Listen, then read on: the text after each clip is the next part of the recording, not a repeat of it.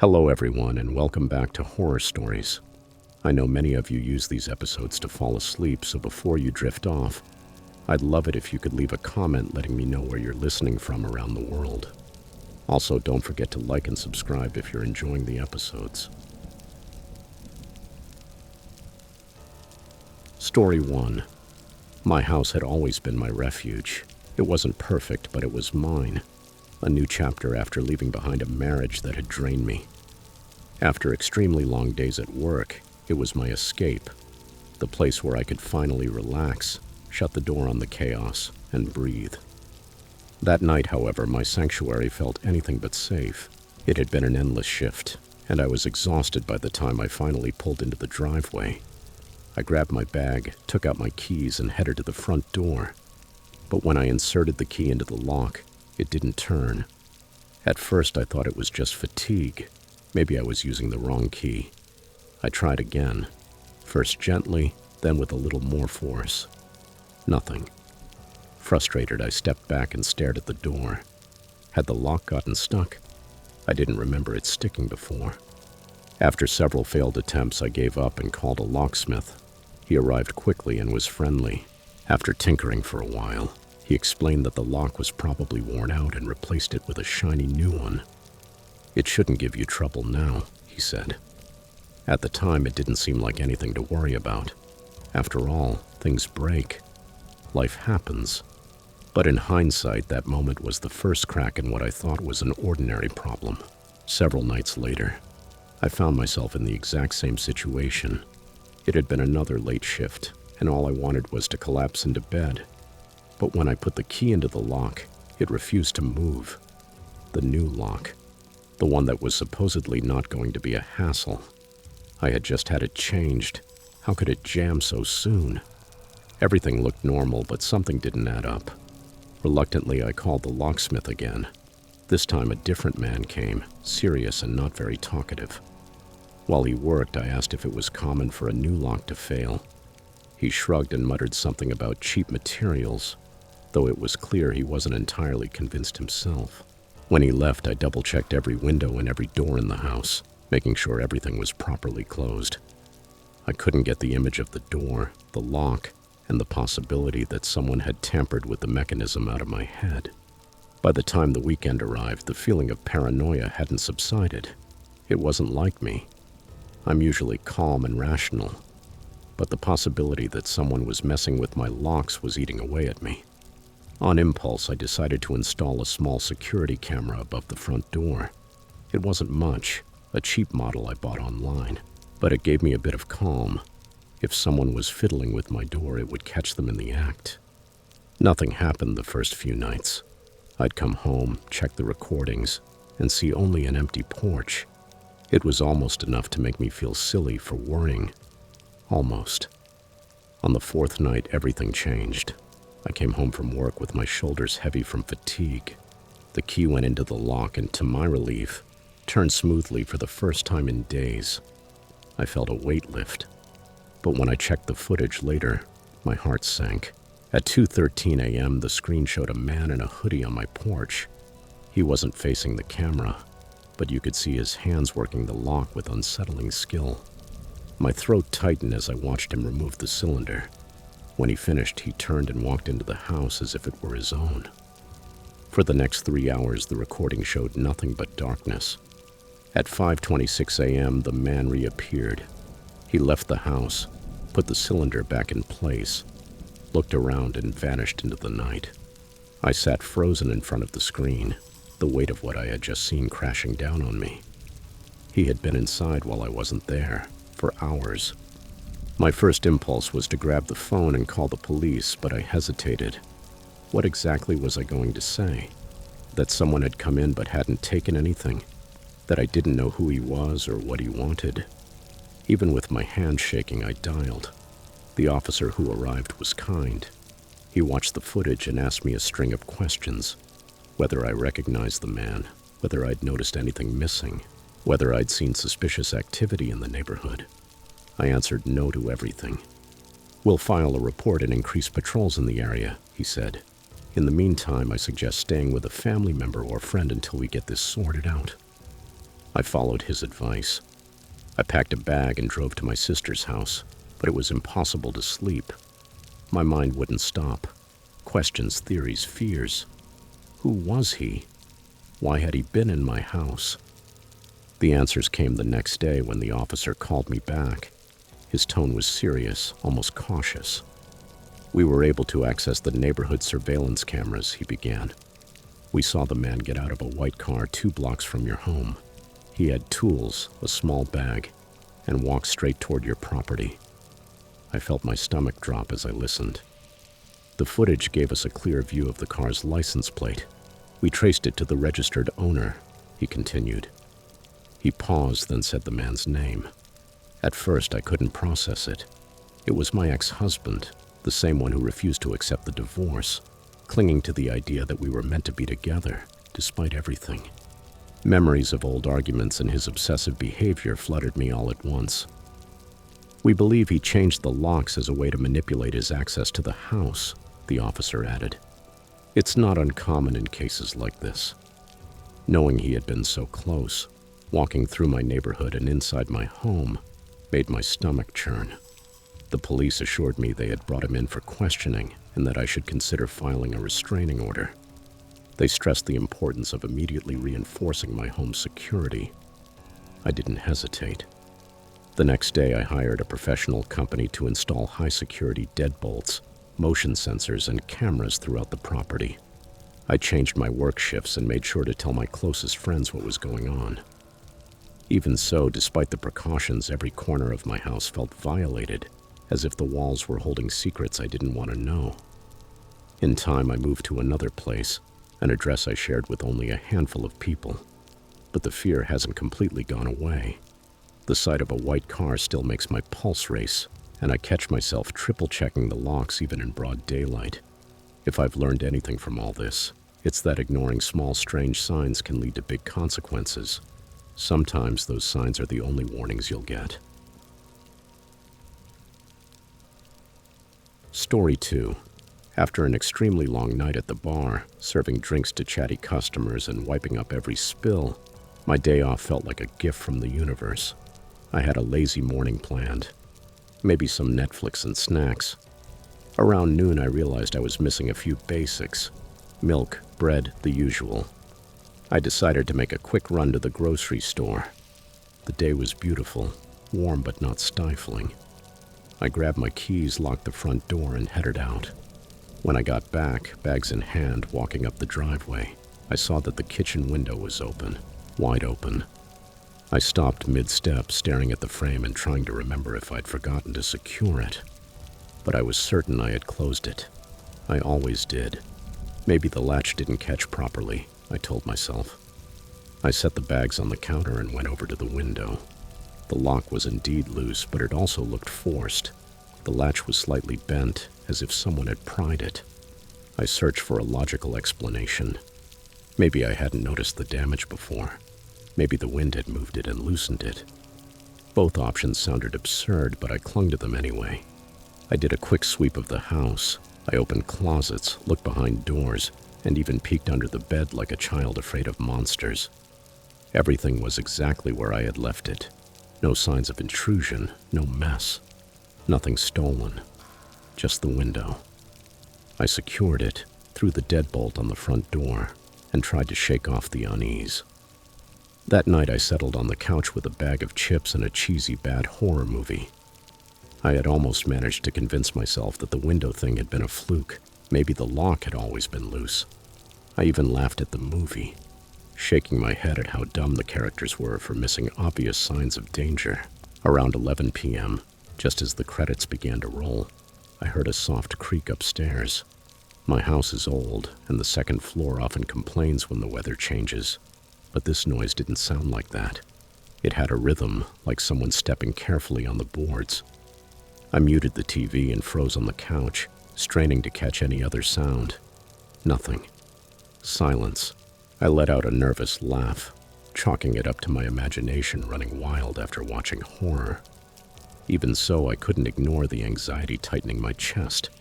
I grabbed the broom leaning against the kitchen wall. It was the closest thing to a weapon within reach. And crept up the stairs, My bedroom door was ajar, just as I'd left it, and a quick glance showed nothing out of place. The other rooms were empty too. Feeling silly, I went back downstairs. I put the broom away, checked the locks again, and went to bed. At 3 a.m., a sound jolted me awake and froze my blood. Footsteps. This time there was no room for doubt. They were moving down the hallway right outside my bedroom. My heart pounded in my chest as I sat up, straining my ears. The steps stopped, and for a moment the silence was almost worse. Then a soft creak as if someone leaned against the wall. I grabbed the phone from the nightstand and dialed 911, whispering to the operator, "There's someone in my house. I'm in my bedroom and I can hear them outside." "Stay on the line," she replied calmly. "Officers are already on their way." As I murmured my address, a sharp thud against my door nearly made me drop the phone. Whoever was there had tried the doorknob and, finding it locked, was testing the panel with their shoulder. The operator's voice anchored me. "Do not engage, stay silent, and remain on the call." The shove stopped, replaced by hurried footsteps going down the stairs. I heard the front door slam just as the sirens began to wail in the distance. 2 officers searched the house while I waited in the living room, wrapped in a blanket. When they returned, one of them held a flashlight and wore a somber expression. "You'd better see this," he said. I followed him upstairs on shaky legs. He led me to the attic hatch, which had been left slightly ajar. They had already set up a ladder, and the officer motioned for me to climb. In the attic, the officer stopped and pointed the light toward the farthest corner. "What's that?" he murmured, moving closer. I stood by the opening, gripping the frame as if it could protect me from whatever it was. The officer reached out and brought something down, a bundle of wires and a small black device with an antenna. "It's a signal booster," he explained. "Someone's been using it to piggyback on your Wi-Fi." "What?" I stammered. "Why would someone do that?" The officer set the device down carefully and looked at me. "Could be for hacking, illegal downloads, or something worse. What's odd is that they didn't just install it. They've been coming back to check on it." That last part hit me like a brick. Someone had been in my house several times. Not to steal, but to set this up and monitor it. The officer suggested we check the rest of the house for anything else. That's when I told him about the kitchen window being open and showed him the damaged latch. "There's your entry point," he said. The realization was nauseating. This wasn't a random break-in. They had been coming and going, learning my routine well enough to show up unseen, using my home as a base for their scheme. The kitchen window was part of a plan to exploit my house without me knowing. Only when I had a day off did I throw off their schedule. The officer took the device and filed a report, promising to follow up. But his assurances didn't ease the mix of anger and fear churning inside me. Someone had invaded my space, mapped my schedule, and turned my home into a tool for whatever they were plotting. That night I barricaded the kitchen window with the heaviest piece of furniture I could move, a solid oak sideboard that hadn't budged in years. I double-checked every door and every window, and then checked them again. I didn't sleep a wink that night or the next 3. Every noise outside put me on alert, convinced they would return, but they didn't. Days turned into weeks, and I think they picked up on the signs that I was on guard. The blocked window, the new locks, or the patrol car that parked in front of the house for a few hours the next day. Maybe they decided it wasn't worth the risk and took off. The police called me weeks later to say they hadn't identified anyone. The device didn't lead to solid clues and there were no usable prints. They closed the case, but my peace of mind was shattered.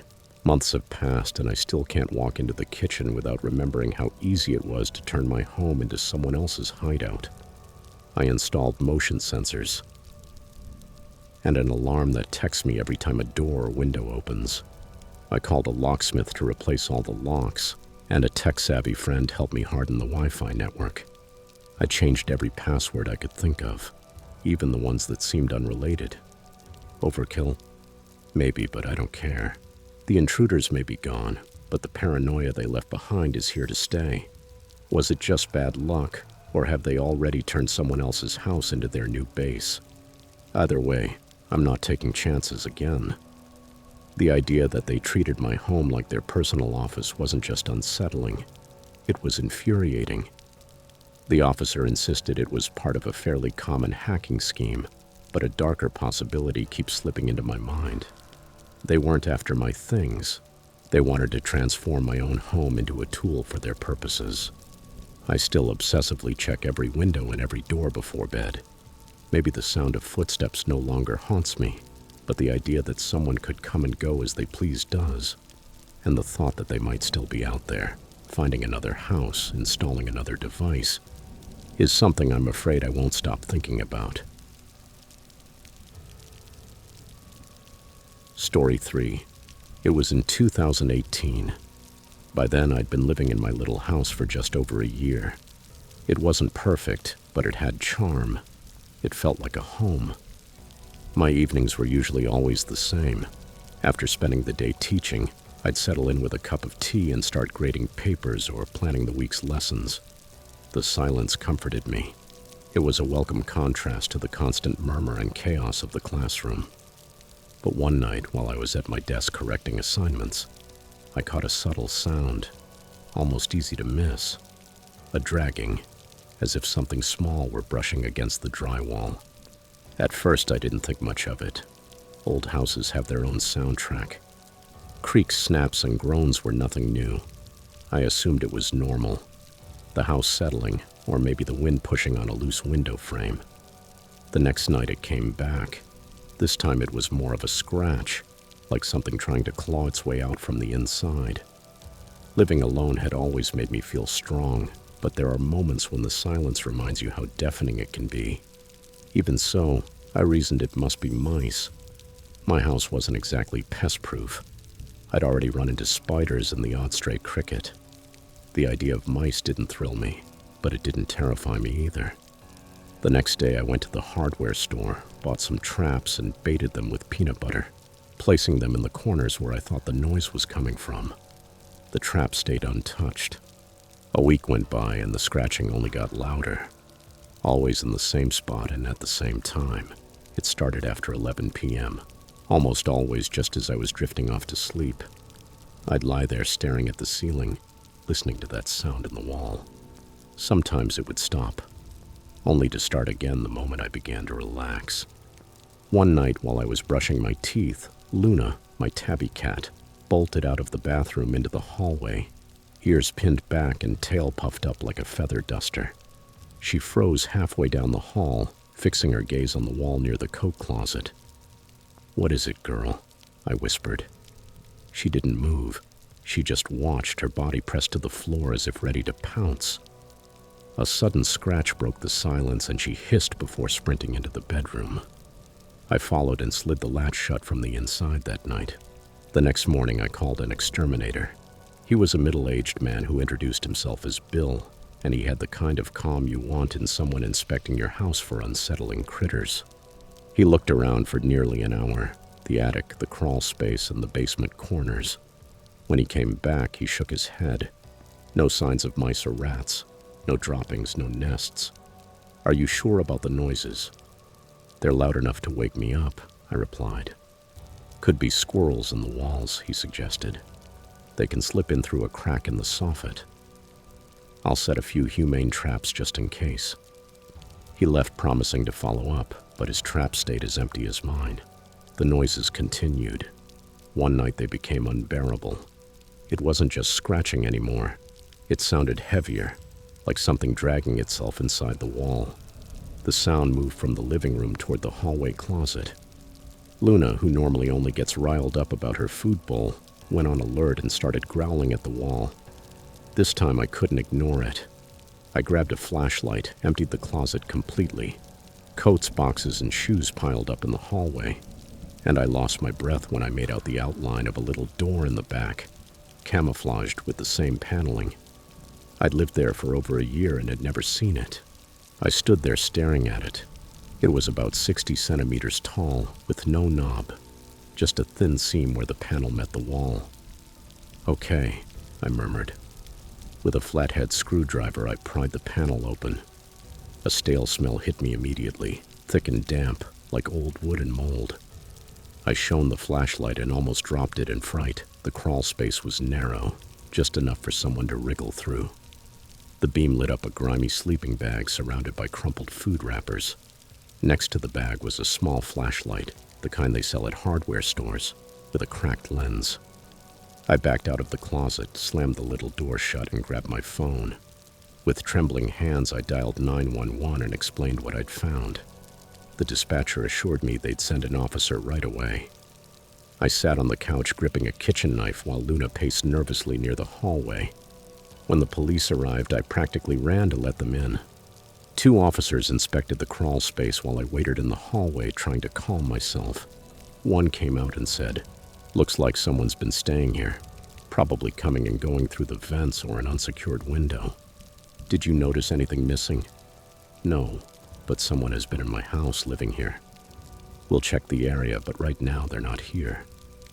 That wasn't exactly reassuring. They didn't find the intruder, but they did find signs of forced entry on one of the basement windows.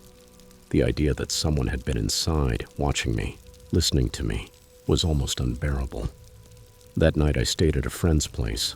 I couldn't sleep in my own bed. The next day I called a contractor to seal the opening. He bolted the panel with anchors and reinforced the basement windows with high-security locks. I also installed motion sensors in every room. The contractor thought it was probably a homeless person looking for shelter. He tried to console me by saying it wasn't uncommon for old houses to hide spaces like mine, perfect for someone to tuck themselves away. His words, however, did little to calm me. For weeks I avoided the hallway closet entirely, even knowing it was sealed. I still think about that space sometimes, about how close someone was to me without my ever realizing it. Story 4. I'd been renting that little house for about 6 months. It wasn't much, but to me it was perfect. A quiet place to focus on my graduate studies. The backyard was small and bordered by a tall wooden fence that separated it from the parking lot of a nearby supermarket. I liked the ambient sound of cars and shopping carts on the other side of the fence. It was enough to remind me I wasn't completely isolated, but subtle enough to feel like my own world. Most afternoons I worked late on my thesis, enjoying the silence. That night was no different. I'd been glued to my laptop for hours, with papers and coffee cups scattered across the kitchen table. The only noise was the rhythmic tapping of the keyboard, until everything stopped. The power went out so abruptly that for a second I thought I'd blown a fuse. The laptop screen was the only light, plunging the rest of the house into silence and darkness. I sat there for a moment, waiting for the electricity to come back, but the house remained eerily still. I grabbed my phone, turned on the flashlight, and stood up. The beam swept across walls that looked strangely shadowed. I'd dealt with outages before, but this felt different. There was no storm, and I hadn't overloaded any circuits. I looked out the window and noticed the streetlights were still on. Why then was my house the only one without power? The main breaker was in the basement. I hated that basement. It was unfinished, with exposed pipes and a low ceiling that made it claustrophobic. The wooden stairs creaked under my weight, and the air grew noticeably colder as I descended. At the bottom, I swept the flashlight over the usual clutter. Paint cans and old tools greeted me. I moved toward the breaker panel in the far corner, next to the old boiler. Then I saw it. Behind the boiler, crouched, was a figure, completely still. For a moment, I couldn't move. The flashlight trembled in my hand and my breath caught in my throat. The figure shifted just slightly, and the light reflected off a pair of wide, unblinking eyes. The face was pale, the clothes dark and ragged, blending into the shadows. He was close. Too close. "Well, who are you?" I managed to stammer, in a voice that didn't sound like my own. The man didn't respond. He just stared at me. Suddenly, without warning, he bolted. He rounded the boiler with a speed that startled me, heading straight for the back door, which I hadn't even noticed was ajar. The echo of his footsteps rang out as he disappeared into the night. I stood frozen, the flashlight shaking. I don't know how much time passed before my legs finally obeyed me. I slammed the basement door and locked it, leaning against it so I wouldn't fall. With trembling hands, I fumbled for my phone and dialed 911. The operator's call made my own panic feel even more overwhelming as I explained what had happened.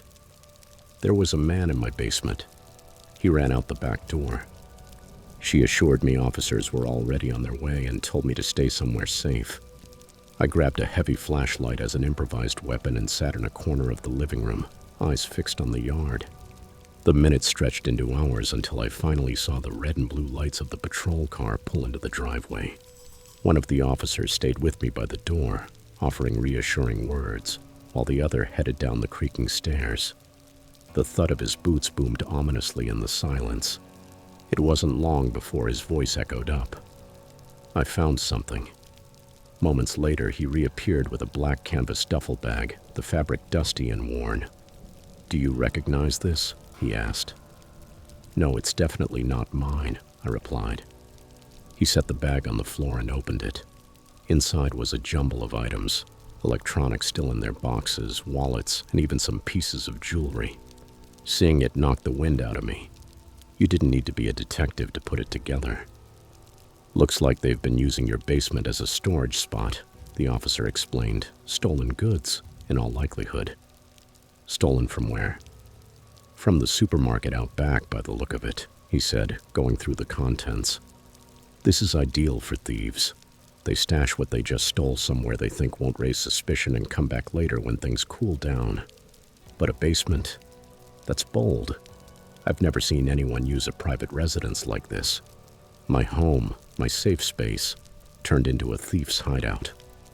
"How long do you think he's been doing this?" I managed to ask. The officer shrugged. "Could be days, could be weeks. Hard to say. But judging by the amount of stuff he's been at it, quite a while." I felt like the ground shifted beneath me. How many times had that person come into my house? How many times had I been upstairs, completely unaware, while someone moved just beneath me? The second officer emerged with more evidence: a dirty blanket, an empty soda can, and a crumpled fast food wrapper. "Looks like he spent time down here too," he said. "Maybe he used the basement to hide between jobs." The officers finished the sweep, secured the evidence, and promised to keep an eye out for anyone matching the description of the man I'd seen. They assured me they'd increase patrols in the area, but those assurances rang hollow. The next morning I called my landlord, and he came with a contractor. They changed every lock on the property and sealed the basement door with a heavy deadbolt. They installed motion sensor floodlights in the backyard, and I scheduled the installation of a security system. It helped, but only a little. A few days later, one of the officers called to follow up. "We've identified some of what was in the bag," he said. "Most of it was stolen from the supermarket behind your house, but some items, like the jewelry, were reported lost by customers shopping there." "Have you caught him yet?" I asked. He admitted they hadn't, but that they were working on it. Cases like this aren't rare, but I'll be honest. It's unusual for someone to use a basement like this. Most of the time they hide things in public places like dumpsters or abandoned buildings. Your house must have seemed like the perfect cover. The thought sent a chill through me. How many times had I, without meaning to, made it easy? Leaving the basement door unlocked, not noticing faint smells or small signs of intrusion. I'd chalked it up to an old house and a packed schedule. Over the next few days I tried to get back to my routine, but it was impossible. A week later I decided I couldn't stay there. The landlord understood, and I moved to a small apartment closer to campus with better security. It wasn't as spacious or as charming, but I needed peace of mind above all. The scariest part wasn't just that he'd been there, it was that I didn't know. And if it hadn't been for the blackout, I might never have found out. If these stories made you double-check your locks, give it a like and share them with someone who enjoys a good scare. What would you do if you found yourself in one of these situations? Tell us in the comments. We'd love to hear from you. And don't forget to subscribe for more chilling tales. Thanks for watching, and we'll see you in the next nightmare.